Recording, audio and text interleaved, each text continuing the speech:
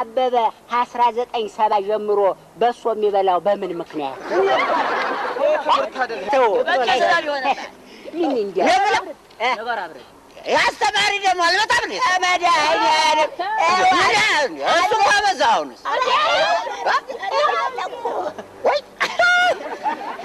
ደብራር ያለ ደላል ወይ አይበላቸው በቃ ይረብሾኝ ቆሎ ተናንጀ ተቀማ እሺ ና እሺ ደላላ ለምን ሰላም ነው ተርሶ ሚስቱ ወለደች ትንሽ ይቀሳሉ አይደል ትላንቱ አዎ አስተውሳለሁ እሺ እኔ የምለው ያ የላይኛው ቁም ለማን ወጣ?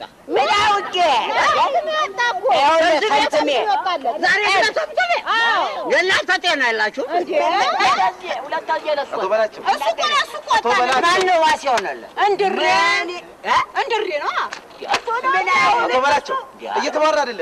ኧረ እባክህ አንተ ልጅ አንዴ አፍታ እንጫወት እንጂ ይሄ ትምህርት አይደል እንዴ? እኔ እንደው ምን አለበት አንተ ነው እንዴ? እሺ ማህበራዊ ጉዳይ በኋላ እናወራለና። እሺ አይ እሺ በል እኔ ምን አስተማሪው እኛ ልንማር ነው የምንመጣው። ይሄ አበበ 1970 ጀምሮ በሶ የሚበላው በምን ምክንያት?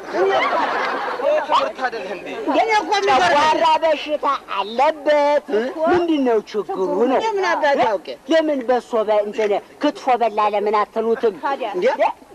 ስማ እስከ ዛሬ ያበሉት እኮ ቢሰፈር እውነቴን ነው 100 ኩንታል እኮ በሙ አይዳስ ምንድነው እንግዲህ አትበላቸው። ይሄ እኮ ትምህርት ነው። ይሄ እኮ ትምህርት ነው። እንዳንተ አረፍተ ነገር እንዴት ሊሰካካ እንደሚችል እያስተማርኳችሁ። ሌላ ሁልጊዜ አበበ በሶ በላ ነው ይብላ